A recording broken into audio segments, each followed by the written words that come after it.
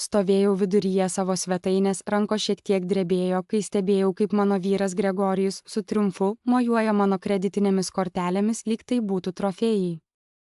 Ryto saulė švietė pro didžiulius langus, o marmuriniai grindys spindėjo, tačiau viską, ką galėjau matyti, buvo žiaurų šypsena, plečiasi ant Gregorijaus veido. Aš atšaukiau visas tavo korteles, jis pareiškė, jo balsas skambėjo pasitenkinimu.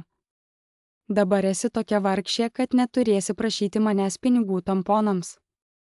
Jo juokas aidėjo po mūsų namo aukštomis lubomis, tose pačiose patalpose, kurias per 3 metus buvau stengusis padaryti tobulomis jam.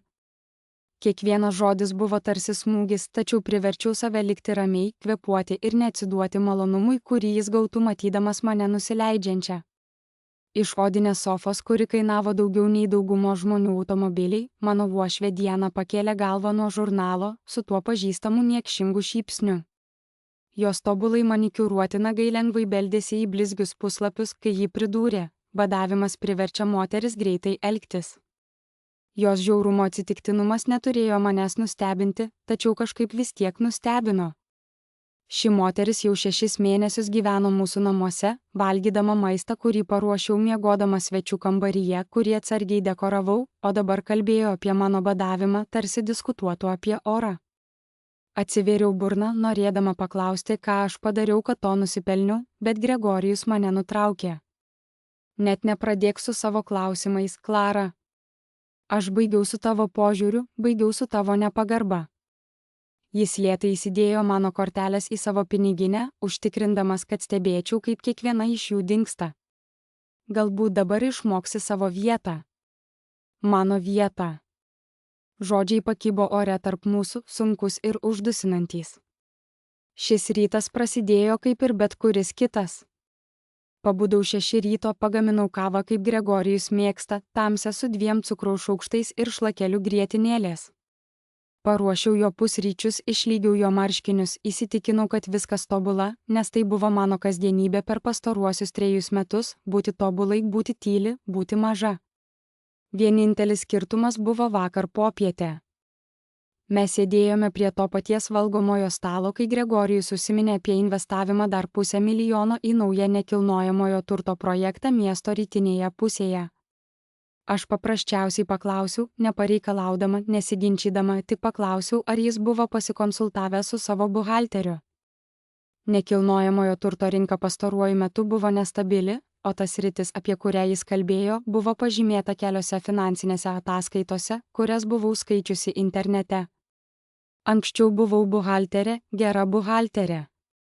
Prieš Gregorijų, prieš šią gyvenimo būdą, dirbau Rodriguez & Associates finansų konsultacijose, tvarkydama milijoninės portfelius.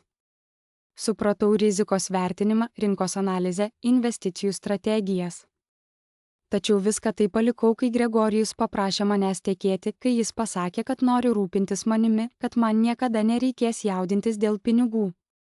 Rūpintis manimi. Ironiška, kad dabar, stovėdama ten, iš esmės buvau informuota, jog man buvo atimta galimybė išgyventi. Gregorijus. Sugebėjau išlaikyti savo balsą tvirtą. Nesijau, kad būčiau nepagarbi. Tiesiog buvau susirūpinusi. Dėl ko? Jis priartėjo ir aš pajutau to brangaus kvapo aromatą, kurį buvau jam padovanojusi praėjusį mėnesį per gimtadienį. Dėl mano verslo sprendimų. Ar manai, kad vien todėl, jog anksčiau dirbai biure, žinai daugiau nei aš? Aš pastačiau šią įmonę nuo tėvo mažo statybos firmos iki milijoninės imperijos. O ką tu padarei? Ką aš padariau? Atsisakiau karjeros, kurią mylėjau. Pasitraukiau iš partnerių kelio vienoje iš gerbiamiausių finansų konsultacijų firmų valstijoje. 3 metus valdžiau viską mūsų namuose, socialinį kalendorių, nuolatinius jo mamos poreikius. Bet niekas iš to nesiskaičiavo, nes niekas iš to nebuvo pinigai, kuriais jis galėtų girti savo verslo kolegoms.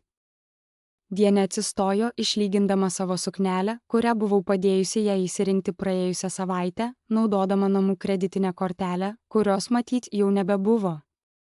Mielasis, štai kas nutinka, kai vyrai veda moteris, kurios yra žemesnėje padėtyje. Šios merginos kilusios iš nieko niekada nesupranta, kad klausimas dėl vyro autoriteto yra tas pats, kas kelti abejonės dėl jo vyriškumo. Aš pati kilau iš nieko. Tai tiesa. Dirbau 2 darbais per kolegiją, baigiau su pagyrimu, sukūriau savo karjerą nuo nulio, turėdama tik savo protą ir ryžtą. Gregori paveldėjo tėvo kompaniją ir su ja susijusias pažintis. Tačiau kažkodėl jo ir jo mamos galvose mano sėkmė, pasiekta sunkiu darbu, buvo vertinama mažiau nei jo paveldėtas privilegijas. Man reikia pinigų maisto produktams, pasakiau, nekenčiu, kaip mano balsas skambėjo silpnai. Namų išlaidoms? Turėjai apie tai pagalvoti prieš atverdama burną vakar. Gregori žvilgtelėjo į savo laikrodį, Rolex, kurį buvau jam padovanojusi per mūsų antrasias vestuvių metines. Turiu susitikimą. Tu išsiaiškink, kaip susitvarkyti. Galbūt paskambink vienam iš tų draugų, kuriuos turėjai anksčiau, ir paprašyk jų pagalbos. O, palauk. Juk tu nebeturi draugų, ar ne? Tu viską atsisakei, kad būtum mano žmona. Šie žodžiai buvo skirti įskaudinti, ir jie tai padarė. Kai palikau savo darbą, palaipsniui praradau ryšį su kolegomis. Kai Gregoris skundėsi dėl mano kolegų, kurie buvo per garsus ar per daug nuomonės turintys, nustojau juos kviesti į svečius. Kai Dienė persikėlė ir užėmė mano erdvę, mano rutiną, mano gyvenimą, dar labiau atsitraukiau. Jis buvo teisus. Tapau izoliuota ir leidau, kad tai nutiktų. Dienė paėmė savo rankinę, ruošdamasi išvykti į kasdienę apsipirkimo kelionę. Kelionę, kurią finansuos Gregori kortelės. Žinoma, žmona, kuri negali paremti savo vyro sprendimų, nesusilaukia ir paramos. Viskas tikrai paprasta. Žiūrėjau į juos abu. Šiuos 2 žmonės, kurie turėjo būti mano šeima, ir jaučiau, kaip kažkas pasikeičia manyje. Nepertraukiant. Jau tiek ilgai lenkiau, kad sulūžti atrodė beveik neįmanoma, tačiau pajutau, kaip durys, apie kurias buvau pamiršusi, staiga prisiminė, kad turi vyras. Gregori telefono skambutis pertraukė įtampą tvyrančią kambaryje. Jis žvilgtelėjo į ekraną ir aš pastebėjau, kaip jo antakiai susiraukė. Pirmasis nacionalinis bankas, sušnibždėjo jis, o tada pažvelgė į mane su įtarimu. Ar bandei pasinaudoti vieną iš kortelių? Jos visiškai atšauktos, Klara, aš nieko nepasakiau. Nesupratau, kodėl jis manimi abejoja, nes per pastarąsias kelias valandas nė karto nepaliečiau kredito kortelės. Nuo to momento, kai jis pradėjo savo pasirodymą, beveik nė žingsnio nejudėjau iš šios vietos. Jis atsakė į skambutį įsijungęs verslo toną, kurį naudojo norėdamas įspūdį sudaryti klientams. Gregori Bennett kalba, stebėjau jo veidą, kai jis klausėsi kito žmogaus skambučio ir pastebėjau, kaip jo bruožais bėgo sumišimas, paskui neįtikėjimas ir galiausiai beveik baimė. Atsiprašau. Ar galėtumėte pakartoti, jo balsas prarado pasitikėjimą? Turėtų būti kokia nors klaida. Dienė, stovėjusi per žingsnį nuo durų, sustingo. Jos instinktai tarsi plėšrūno jautė galios pusiausvyros pasikeitimą, kurį ji taip kruopščiai buvo sukūrusi. Tai neįmanoma, pasakė Gregori į telefoną, jo ranka tvirtai sugniaužusi telefoną, kad net pirštai tapo balti. Aš nesuprantu. Ar galite? Taip, klausau. Jo veidas bluko, tarsi kas nors būtų ištraukęs kamštį ir visa jo arogancija nutekėjo per brangius itališkus batus. Kai jis galiausiai padėjo ragelį, tiesiog stovėjo, žiūrėdamas į telefoną, lyg jis būtų jį išdavęs. Kas nutiko? Dienė balsas prarado pasitikėjimą, jo vietą užėmė kažkas aštraus ir neramaus. Gregori pažvelgė į mane, tikrai pažvelgė pirmą kartą per mėnesius, ir aš pamačiau jo akyse tai, ko niekada anksčiau nemačiau. Jis buvo išsigandęs. Klara, jis kalbėjo lėtai. Ką tu padarei? Aš nedelsdama neatsakiau. Vietoj to lėtai nuėjau prie fotelio šalia lango ir atsisėdau, sukryžiuodama koją su ramybe, kurios visiškai nejaučiau, bet buvau pasiryžusi parodyti. Mano širdis plaka, bet veidas išliko neutralus, kvėpavimas tolygus. Ką bankas pasakė, paklausiau tyliai, bet aiškiai. Gregorius žandikaulis įsitempė. Negalvok, kad žaidžiu. Bankininkas sakė, kad buvo didelis sandoris susijęs su mūsų, jis sustojo, tarsi suvokęs ką nors. Susijęs su sąskaitomis, kurios priklauso šiam adresui. Jie skambino, kad patvirtintų kai kuriuos duomenis. Dienė pribėgo prie jo, jos kulniukai skambėjo ant marmūro. Koks tai sandoris? Kiek pinigų kalbame? Jie nesakė detalių per telefoną, Gregori atsakė, vis dar žiūrėdamas į mane, lyg būčiau tapusi visiškai nepažįstama. Jie nori, kad atvyktų. Paminėjo kažką apie investicijų grąžą ir LLC pervedimus, jo akys susiaurėjo. Tu slėpei pinigus nuo manęs. Tai nebuvo klausimas, bet aš vis tiek atsakiau. Ne, Gregori. Nelaikiau nieko paslaptyje. Aš saugojau save, šie žodžiai pakibo ore, paprasti ir tiesūs. Dienė veidas iškreipėsi nuo pykčio. Bet prieš tai, kai ji galėjo pradėti kokią nors piktą kalbą, aš pakėliau ranką. Leisk, kad papasakočiau tau istoriją, pasakiau. Klausimai ir atsakymai sukurtos gyvenimo istorijos dažnai slypi ten, kur mažiausiai tikiesi. Clara Morrison, jauna ir talentinga finansų konsultantė, buvo viena iš tų, kurios kova už savo vietą buvo ilga ir sunki.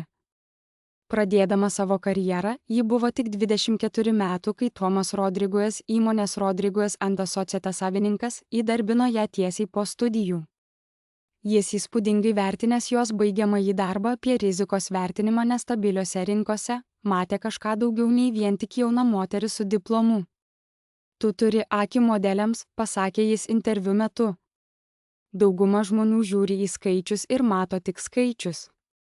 Tu žiūri ir matai istorijas, mato ryšius, matai tai, kas trūksta. Clara žinojo, kad jis teisus.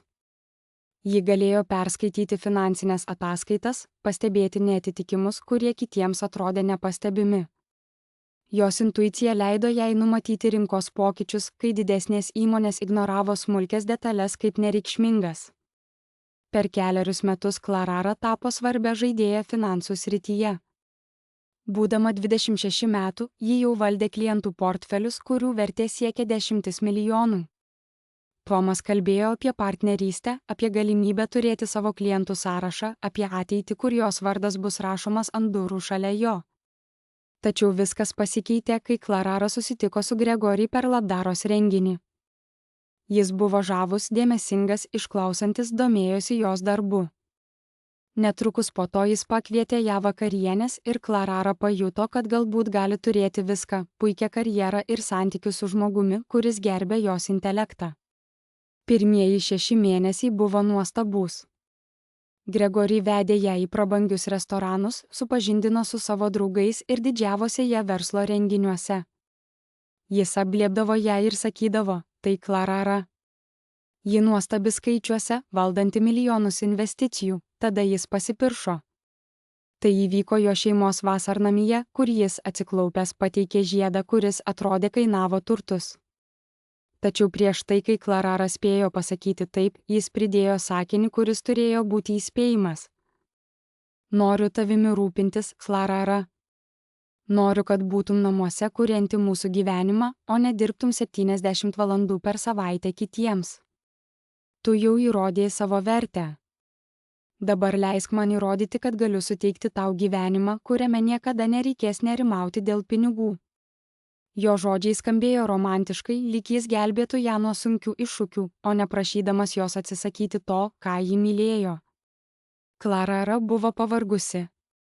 Pavargusi nuo ilgų valandų ir nuolatinio įrodinėjimo, kad gali pasiekti tą patį, ką ir vyrai, dominuojantys jos srityje. Galimybė būti pasirūpintai, būti kieno nors prioritetu, atrodė tarsi ramybė. Tačiau, kaip vėliau ji suprato, tai buvo klaidingas pasirinkimas. Ne, tai nebuvo teisinga man. Aš nebuvau kvaila, aš buvau kupina vilties.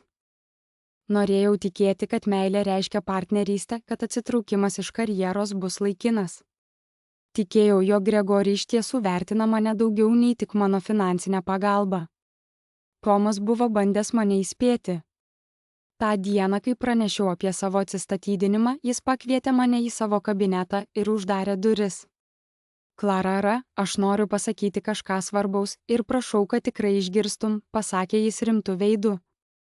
Laikyk savo sąskaitas atskirai. Investicijas registruok savo vardu. Laikyk savo profesinės licencijas galiojančias. Nesutik niekam, nesvarbu kiek jį myli, visiško kontrolės tavo finansiniai nepriklausomybei. Tuo metu juokiausi iš jo, užtikrindama, kad Gregory nėra toks, kad mes esame partneriai. Tačiau Tomas vis tiek į mano delną įdėjo vizitinę kortelę. Tiesiog jei prireiks, tarė jis. Mano durys visada atviros, jei prireiks patarimo, bet kokio patarimo, aš tą kortelę paslėpiau, manydama, kad man jos niekada neprireiks. Pirmasis santuokos metai buvo puikus. Gregory buvo dėmesingas. Keliaujame kartu, jis konsultuodavosi su manimi verslo sprendimais. Aš rūpinausi namais, planuodavau vakarienės jo klientams, panaudojau savo karjeros įgūdžius, kad padėčiau jam tvarkyti įmonės finansinius dokumentus. Jaučiausi naudinga, vertinama. Tačiau antrame metais viskas pradėjo keistis. Maži komentarai apie tai, kaip praleidžiu dienas, klausimai, kodėl namai nebuvo švaresni, kai jis grįždavo, kodėl vakarienė nebuvo paruošta tiksliai tada, kai jis norėjo, pasiūlymai, kad galbūt nesuprantu verslo taip gerai, kaip maniau, nes dirbau tik konsultacijų bendrovėje, o ne pati valdžiau įmonę. Tada Dienė susirgo. Tai bus menka operacija, sakė ji, ir jai reikėjo vietos atsigauti. Tik kelios savaitės, pažadėjo ji. Tai buvo prieš 6 mėnesius. Su Diene namuose viskas pasikeitė greičiau. Ji šnabždėdavo Gregory, kai man atrodė, kad negirdžiu. Ji tapo tingi be darbo. Ji leidžia tavo pinigus, tarsi jie augtų ant medžių. Tikra žmona būtų labiau dėkinga. Tu galėjai ištekėti už Patterson merginos. Žinai, jos tėvas turi pusę komercinio nekilnojamojo turto centre, Gregory pradėjo atsitraukti. Jis pradėjo elgtis su manimi kaip su nusivylusia darbuotoja, o ne mylima žmona. Jis nustojo klausti mano nuomonės dėl bet ko. Pradėjo priimti sprendimus apie mūsų gyvenimą, mūsų pinigus, mūsų ateitį vienas. Ir aš pradėjau suvokti, kad Tomas buvo teisus. Prieš 6 mėnesius, kai pamačiau, kaip blogai viskas klostosi, aš peržiūrėjau savo seną darbo krepšį ir radau tą vizitinę kortelę. Rankos drebėjo, kai paskambinau. Tomas Rodriguez, Tomas, čia Klara. Klara Bennett, mano balsas drebėjo. Manau, kad dabar man prireikia to patarimo. Kitą dieną susitikome prie kavos, kol Gregory buvo darbe, o Dienė savo knygų klube. Papasakojau Tomas viską ir jis klausė be jokio vertinimo, net nesakydamas aš tau sakiau. Nors jis turėjo visą teisę tai pasakyti. Geros naujienos, galiausiai pasakė jis, yra tai, kad tu buvai pakankamai protinga, kad išlaikytum vieną sąskaitą atskirai. Klausimas, kuris vis labiau kėlė nerimą, skambėjo mano galvoje, kokie buvo tikrieji mano vyro ketinimai. Stovėjau mūsų svetainėje, o Gregory, mano vyras, iškėlęs antakius, reikalavo atsakymų. Ką tu padarei, Klara? Paklausė jis vėl, akys degančios nekantrumu. Šypsodamasi prisiminiau tą moterį, kurią buvau prieš tapdama jo žmona. Gregory veidas paraudonavo. Nustok kalbėti mįslėmis ir pasakyk, kas vyksta. Pasėsk, ramiai tariau, tačiau tonas mano balsu, matyt, privertė jį pasiduoti. Ji žengė link sofos, o Dienė, stovinti šalia, atrodė kaip tikra vilkolakė. Tu čia nieko nereiški, mergina, sušuko ji, neturi nei pinigų, nei darbo. Pasėsk, pakartojau ir ji, nors su nužudimo žvilgsniu, taip pat prisijungė prie mūsų. Aš atsistojau ir priėjau prie lango, žvelgdama į puikiai prižiūrimą vėją fontaną, kurį Gregory kalbėjo pasistatyti praėjusiais metais brangius automobilius kieme, visus šiuos turto ir sėkmės simbolius. Tačiau simboliai buvo tik simboliai. Tikrasis galia buvo ką kita. Prieš 3 metus palikusi Rodriguez ant Associates turėjau apie $200,000 santaupų ir investicijų. Dirbau nuo 16 kiekvieną centą taupydama. Baigiau koledžą, vėliau, magistrantūrą ir visą savo karjerą pastačiau iš nieko. Tie pinigai buvo mano uždirbti mano pačios darbo ir kai mes susituokėme, Gregory reikalavo, kad pasirašytume priešvedybinę sutartį, kad apsaugotume mano verslą. Tai buvo protingas sprendimas, jis visai teisus, sutikau. O ta sutartis aiškiai nurodė, kad visi turtai, kuriuos mes atsinešėme į santuoką, liks atskiri. Tavo verslas liko tavo, mano santaupos, mano. Dienė pasilenkė į priekį. $200,000. Ar čia apie tai kalbame? Mielasis, Gregory per ketvirtį uždirba daugiau. Teisingai, prisipažinau. $200,000 buvo niekas lyginant su tuo, ką uždirbdavo Gregory. Tačiau man tai buvo kažkas. Tai buvo mano saugumo tinklas, mano ekstremalių situacijų fondas, mano įrodymas, kad aš pati sukūriau kažką. Pasukau į juos. Taigi, aš išlaikiau tą sąskaitą aktyvę. Kiekvieną mėnesį, kai Gregory duodavo man pinigų asmeninėms išlaidoms, pinigų, kuriuos jis sakė, kad galiu išleisti kaip noriu, aš ne viską išleisdavau. Šiek tiek taupiau po $50 čia, po $100 ten. Per 3 metus sukaupiau dar apie $15,000. Gregory mosteliais atmetė mano žodžius. Taigi, tu turi $215,000. Bet tai vis dar nieko nereiškia. Tai nepaaiškina, kodėl bankas skambino dėl didelių sandorių. Aš prie to einu, tariau. Prieš 6 mėnesius, kai tavo mama atsikraustė ir mūsų santykiai pradėjo keistis, pradėjau jaudintis. Pradėjau atidžiau stebėti tavo verslo sandorius, skaityti finansinės ataskaitas, kurias palikdavai išmėtytas, klausytis, kai kalbėjai telefonu su partneriais. Tu mane šnipinėjai. Sušuko Gregory, jo balsas pakilo. Aš gyniau save, pataisiau. Ir vieną dieną išgirdau tave kalbant telefonu apie naują investicijų galimybę. Riverside komercinį plėtros projektą 20 akrų nepanaudotos žemės rytinėje pusėje, šalia naujos greitkelio atkarpos, kuri buvo planuojama. Dienė ir Gregorius sėdėjo bendroje svetainėje, o aš, jausdama augantį jaudulį, pasakojau apie tai, kas įvyko. Tu buvai taip patenkintas, pradėjau sakydamas, kad vertė padidės 3 kai tik bus patvirtinta greitkelio statyba, pamačiau, kaip ant Gregoriaus veido pasirodė atpažinimo šypsena. Išstudijavau viską, tęsiau, peržiūrėjau planus, zonavimo ataskaitas, eismo tyrimus ir supratau, kad tu buvai teisus.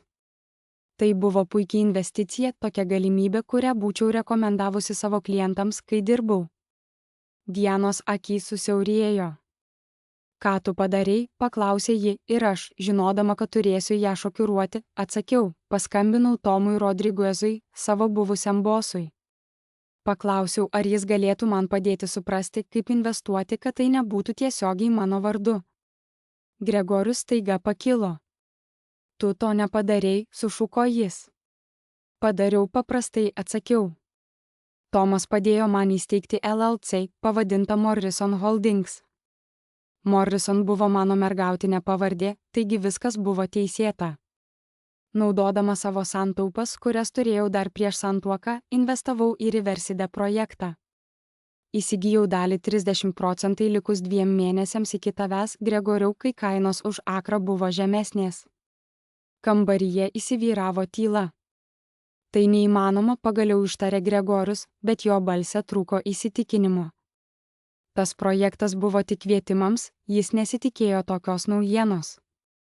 Negalėjai tiesiog. Tomas Rodriguez vis dar turi ryšių, tariau. Jis paskambino, užtikrino Morrison Holdings kaip rimtą investuotoją su likvidžiu kapitalu. Jie džiaugiasi, kad gali priimti mano pinigus, Dianos veidas išblyško. Kiek mes kalbame apie pinigus, paklausė ji. Projektas ką tik buvo parduotas, atsakiau. Greitkelis buvo patvirtintas praėjusį mėnesį ir didelis mažmeninės prekybos kūrėjas įsigijo visą turtą. Visi investavę gavo pelną. Tavo 30% dalis, Gregoriau, atnešė apie $800,000. Sveikinu. O tu, jo balsas vos girdimas. Mano 30% dalis, kuri iš tiesų buvo šiek tiek didesnė nei tavo, nes aš investavau anksčiau, atnešė šiek tiek daugiau nei $2 milijonus. Bankas paskambino, nes pervedimas šį rytą jau buvo atliktas mano sąskaitoje.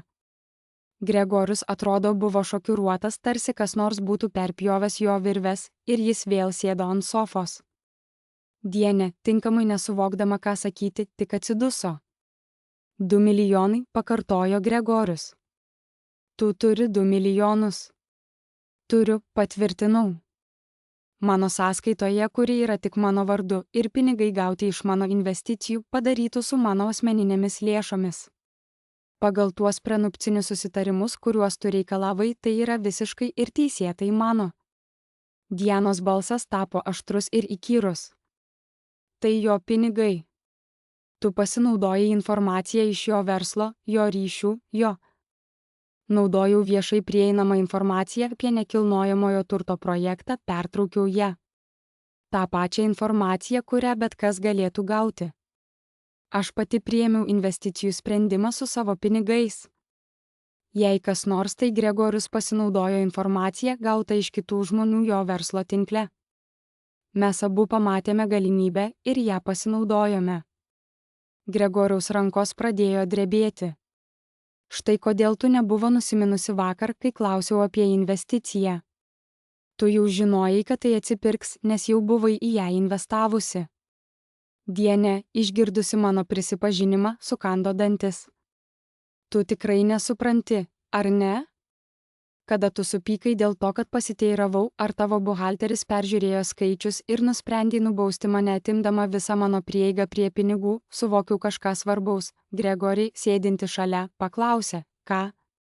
Kad tu niekada iš tiesų nenorėjai partnerio. Tu norėjai kažko, ką galėtum kontroliuoti, kažko, kas visiškai priklausytų nuo tavęs, kas niekada nekvestionuotų tavęs, kas būtų dėkingas už bet kokius skurdo trupinius, kuriuos nuspręstum jai leisti. Dienė staiga pakilo, jos veidas buvo iškreiptas pykti. Tu nesukankinta gyvate. Po visko, ką ši šeima dėl tavęs padarė, po to, kai mes tave priėmėme į savo namus, tavo namus. Aš atsisukau į ją tiesiai. Dienė, tu gyveni mano namuose jau 6 mėnesius, miegodama svečių kambaryje, kurį aš dekoravau, valgydama maistą, kurį aš ruošiau, ir tavo skalbinius tvarkė namų šeimininkė, kurią aš samdžiau ir prižiūrėjau. Tu nieko neprisidėjai, išskyrus nuodų į tavo sūnaus ausį pilstymą. Kaip tu drįsti taip su manimi kalbėti? Kaip tu drįsti? Mano balsas buvo kupinas 3 metų slopinto pykčio, pagaliau išsiveržusio į paviršių. Kaip tu gali ateiti į mano namus ir elgtis su manimi taip, lyg būčiau nieko verta? Kaip tu gali sakyti savo sūnui, kad mane reikia išbadėti, kad elgčiausi tinkamai? Kaip tu gali manyti, kad alkis yra tinkamas būdas kontroliuoti kitą žmogų? Gregori pakėlė rankas. Visi ramiai. Klara, šie pinigai priklauso mums. Bendruomenės turtas reiškia, kad pusė jo yra ir mano. Ne, tvirtai atsakiau. Mes gyvename valstybėje, kuri pripažįsta prenupcinę sutartis, o mūsų buvo labai aiški. Atkurtas turtas lieka atskirtas. Bet net jei tai nebūtų tiesa, Gregori, aš investavau pinigus, kuriuos uždirbau dar prieš mūsų santuoką. Ta investiciją padariau per LLC, kurią įsteigiau su savo lėšomis. Tomas užtikrino, kad viskas būtų peržiūrėta teisininko. Tie pinigai yra mano. Tu man skolinga, Gregori reikalavo, jo balsas skambėjo desperatiškai. Dabar aš tavo vyras.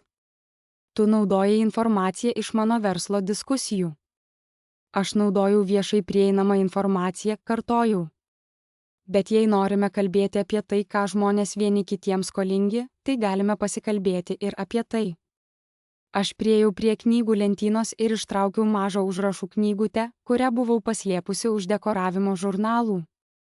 Gregori ir Dienė stebėjo mane su identiškomis sumišimo ir vis didėjančio siaubo išraiškomis. Per pastaruosius 6 mėnesius, kai pradėjau suvokti, kaip blogai viskas klostosi, aš vedžiau užrašus, pasakiau naršydama puslapiuose. Pirmiausia, tai buvo tik mažyčiai užrašai, bet vėliau supratau, kad reikia būti išsamesniai. Užrašai apie ką? Paklausė Gregori, nors jo balsas rodė, kad jis nenorėjo žinoti atsakymo. Apie viską paprastai atsakiau. Kiekvieną pokalbį, kai tu mane žeminai. Kiekvieną kartą, kai priėmei finansinį sprendimą, kuris paveikė mus abu, nesikonsultavę su manimi. Kiekvieną atvejį, kai tavo motina pasakė žiaurų komentarą, o tu nieko nesakei, kad mane apgintum. Pradėjau skaityti, mano balsas buvo ramus. Rugsėjo 15, o ji. Gregori ir jo verslo partneris kalbėjosi telefonu, kai jis pasakė, kad mane laiko šalia, nes esu graži ir nesu ginčytis, skirtingai nei jo buvusi mergina, turėjusi per daug nuomonių. Vėliau, kai paklausiau jo, ar jis tikrai taip mano, jis atsakė, kad esu per jautri ir kad vyrų kalba verslo kontekstuose skiriasi. Gregori veidas pakito. Tai buvo išimta iš konteksto, jis pabrėžė. Aš juokavau, pasakiau, norėdama palengvinti situaciją. Tuo tarpu dienos žodžiai man vis dar skambėjo galvoje. Ji buvo pasakiusi, kad nuo tada, kai aš metiau darbą, esu pasidarusi stora ir tingi. Ji pridūrė, kad Gregori nusipelnė žmonos, kuri geriau rūpinasi savimi. Kai tai pasakiau Gregori, jis pasiūlė man daugiau laiko praleisti sporto salėje. Tu iškraipyti faktus, sušnarpė Diana. Aš bandžiau padėti tau. Moterims reikia rūpinti savo išvaizdą dėl savo vyrų. Vieną dieną po visų šių nesusipratimų Gregori atšaukė keramikos pamoką, į kurią buvau užsirašiusi, nes net nepasiteiravo manęs. Jis teigė, kad tai pinigų švaistimas ir kad turėčiau susitelkti į svarbesnius dalykus, pavyzdžiui, svečių vonios atnaujinimą. Kai pasakiau, kad klasę apmokėjau iš savo asmeninių lėšų, jis atsakė, kad mano kišenpinigius jam teikė jis. Taigi kiekvienas mano išleistas doleris priklauso nuo jo sprendimo. Mano užrašų knygelė buvo pilna tokių įrašų. 3 mėnesiai kruopštaus stebėjimo, kiekvienas incidentas pažymėtas data ir detaliai aprašytas. Kuo daugiau perskaičiau, tuo tamsesnis tapo Gregori veidas, bet ne iš gėdos, o iš pykčio, kad buvo užfiksuotas. Tu dokumentuoji mūsų santuoką kaip kažkokia šnipė, apkaltino jis. Tai beprotiška, Klara. Normalios žmonos to nedaro. Normalūs vyrai nebando išnaudoti savo žmonų, kad jos paklustų, atsakiau. Bet turėjau ne tik savo užrašų knygelę. Ištraukiau telefoną ir pradėjau slinkti per ekrano nuotraukas. Prieš 2 savaitės, kai tavo mama paliko telefoną atrakintą ant virtuvės stalo, pasiekiau jos žinutę su drauge Margaret. Jos žinutės buvo labai atskleidžiančios. Dianos veidas pasidarė baltas. Tu neturėjai teisės, jis sušnarpė. Klausyk šito, pasakiau skaitydama iš ekrano nuotraukos. Diana Margaret, aš taip arti, kad priverčiau Gregorį palikti ją. Kai jis supras, kaip jį bevertė, pamatys, kad Patterson mergina būtų daug geresnis pasirinkimas. Jos tėvo ryšiai galėtų 3 padidinti Gregorį verslą, Margaret atsako, kaip tu tai valdai, Diana atsako, maži komentarai čia ir ten, leidžiant jam pamatyti, kaip jie abejoja jo autoritetu, kaip ji niekuo realiai neprisideda.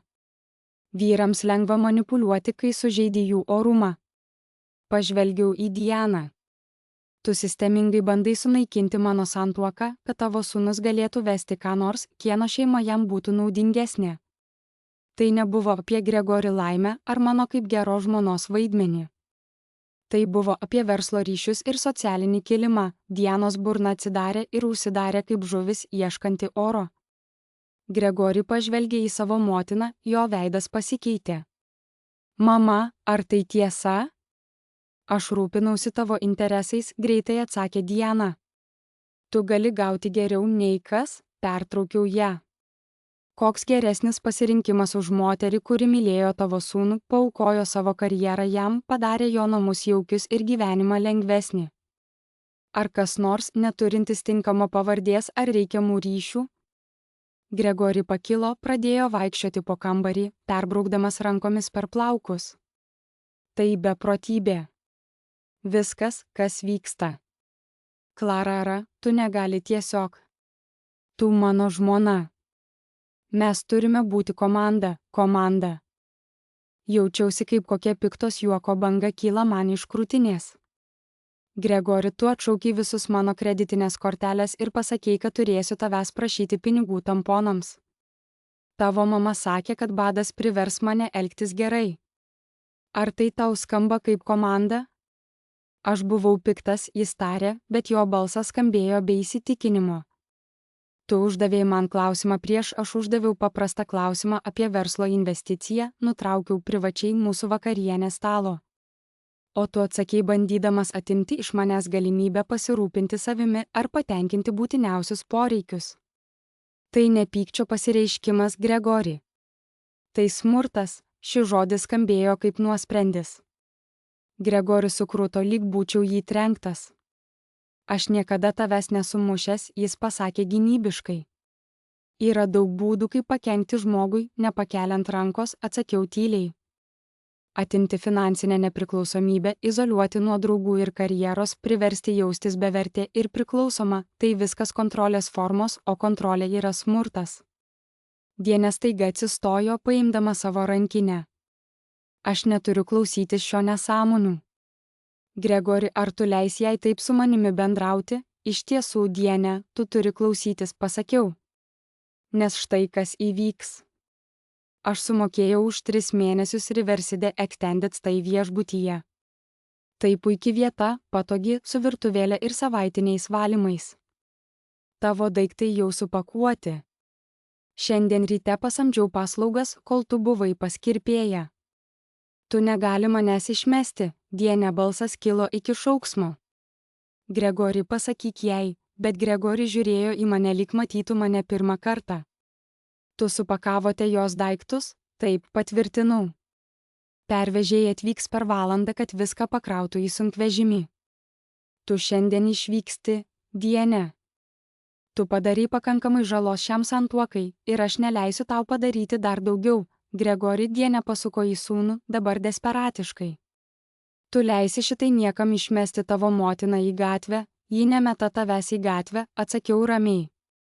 Aš teikiu tau 3 mėnesius patogaus apgyvendinimo, visiškai apmokėto. Kas nutiks po to, yra tavo reikalas, bet tu nebegyvensi šiame name. Gregori nusileido ant sofos, galvą paslėpęs rankose. Aš nesuprantu, kaip viskas pasisuko taip kreivai, tai pasisuko, nes tu leidi, pasakiau, nebuvo piktai. Tu leidai savo mamai nuodyti tavo mintis apie mane. Tu leidai ją įtikinti tave, kad gerbti savo žmoną yra silpna. Tu nustopiai matyti mane kaip partnerę ir pradėjai matyti kaip kažką, kas tau priklauso. O kaip su pinigais? Jis paklausė tyliai. Su 2 milijonais? Tai mano, pasakiau tvirtai. Bet štai ką aš esu pasiruošusi padaryti. Aš investuosiu dalį jų į sąskaitą mūsų ateičiai. Gregori ir aš stovėjome priešais didelį pasirinkimą, kurio pasekmės galėjo pakeisti mūsų ateitį. Jei mes turime ateitį, tai tik tuo atveju, jei kas nors pasikeis, pasakiau jam, mano balsas skambėjo tvirtai. Turi būti tikrų pokyčių, ne pažadų, kurie trunka vos savaitę. Kokie pokyčiai? Susidomėjo jis. Reikia profesionalios pagalbos. Tikros porų terapijos su specialistu, kuris išmano finansinį smurtą ir kontrolės dinamiką, atsakiau. Tavo motina turi įsikelti ir nebegrįžti. Aš noriu atnaujinti savo karjerą. Gal pradėsiu dirbti konsultantę iš namų, bet grįšiu į darbo rinką. Ir svarbiausia, tu turi mane vertinti kaip lygiateisį partnerį, o ne kaip nuosavybę, kurią gali kontroliuoti per pinigus.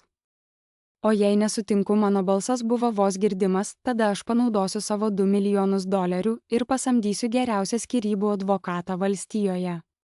Pasak mano turto sutarties, aš išeinu su viskuo, ką atnešiau, plus viskuo, ką uždirbau atskirai. Tu laikai savo verslą, mes išsiskiriame. Dienė sušuko, tačiau Gregori pakėlė ranką, kad ją nutildytų. Man reikia laiko apgalvoti, tarė jis. Tu turi iki tos akimirkos, kai tavo motinos persikraustimo sunkvežimis išvyks, atsakiau. Valanda. Persikraustimo sunkvežimis atvyko tiksliai laiku. Stebėjau pro svetainės langą, kaip 2 vyrai uniformose pradėjo krauti Dian baldus. Jos brangios lagaminai, dekoratyvinių pagalvių kolekcija, antikvarinis veidrodis, kurį ji norėjo pakabinti svečių kambaryje, kiekvienas daiktas paliekantis namus, atrodė tarsi svoris nusikeliantis nuo mano pečių. Dienė stovėjo prie durų, veidas degė kontroliuojama įniršio. Ji bandė ginčytis visą valandą, kaitaliodama grasinimus su ašaromis, tačiau aš likau tvirta. Gregori pasitraukė į savo kabinetą ir girdėjau, kaip jis vaikšto grindys girgžda su kiekvienu sunkiu žingsniu. Tu gailėsiesi to, tarė Dienė, kai krautuvai pasiėmė paskutinius jos dėžes. Jis atsigaus ir supras, kas tu iš tikrųjų esi, auksinė kasininkė, kuri manipuliavo, kad gautų pinigus, kurie nepriklauso jai. Sudie Dienė, tiesiog pasakiau, laikydama duris atidarytas. Ji pasiėmė savo rankinę ir išėjo be jokių papildomų žodžių, jos kulniukai aštriai stuksenant akmeniniu takeliu. Stebėjau, kaip sunkvežimis nuvažiavo, po jo sekė jos automobilis ir tada uždariau duris. Namuose įsivyravo gili tyla. Radau Gregorį savo kabinete, sėdinti prie stalo, ant kurio išdėstyti popieriai, nors matėsi, kad jis jų neskaitė. Jis pakėlė akis, kai įėjau, o jo akis buvo paraudusios ir pavargusios. Ji išvyko, pasakiau. Jis lėtai linktelėjo. Girdėjau. Kurį laiką jis tylėjo, tada paklausė, ar tikrai tapau tuo žmogumi? Kuriuo tu mane apibūdinai, atsisėdau į kėdę priešais jo stalą. Ta pati kėdė, kurioje sėdėdavau, kai kalbėdavome apie tavo dieną, kai dar vertinai mano nuomonę. Ne viską iš karto, atsakiau sąžiningai. Tai buvo pamažu mažais dalykais, kurie kaupėsi laikui bėgant. Kada tai prasidėjo, jo balsas skambėjo skausmingai. Kada aš nustojau vertinti tave kaip partnerę? Atsargiai apgalvojau. Tikriausiai tada, kai pradėjai tikėti savo motinos pastabomis, kai ji sakydavo ką nors kritiško apie mane. O tu vietoj to, kad mane apgintum, galvodavai, ar gal ji teisė. Kada Gregori pasinėrė į savo mintis, jis suprato, kad kartais norėdamas įrodyti savo tiesą gali tapti aklu. Jis prisiminė, kaip norėdamas patvirtinti savo įtarimus, nuolat ieškojo įrodymų, kurie galėtų palaikyti jo baimes. Tai vadinama patvirtinimo šališkumu. Pasak jo, kai tik pradedi ieškoti problemų, jos atsiranda, net jei iš tikrųjų jų nėra. Gregori atsilošė kėdėje, o jo mintys pasinėrė į praeitį. Maniau, kad saugau savo verslą, prabilo jis. Mano tėvas sukūrė šią įmonę nuo nulio. Kai jis mirė, visi tikėjosi, kad aš žlugsiu. Buvau taip įnikęs į tai, kad turiu juos nustebinti, kad jis sustojo. Kad reikėjo kažko, kas būtų po tavimi, kad galėtum įrodyti, jog esi virš jų, baigiau už jį. Turėti žmoną, kuri tau reikia, kuri negali išgyventi be tavęs, suteikia galią, kurios verslo sėkmė nesuteikia, sakė jis, nors ir šiek tiek sukrėstas. Tai, ką sakėte anksčiau apie smurtą. Aš tai turėjau omenyje. Galbūt jūs to nematėte, bet finansinė kontrolė yra smurtas. Izoliacija yra smurtas. Naudoti kieno nors priklausomybę kaip ginklą, tai smurtas, kalbėjo aš. Jo balsas drebėjo, kai jis atsiprašė. Dieve, Klarara, man tiek gaila. Tu atsisakei visko dėl manęs, o aš elgiausi su tavimi tarsi tu būtum nieko verta, ir elgeisi sutikau. Nereikėjo švelninti žodžių.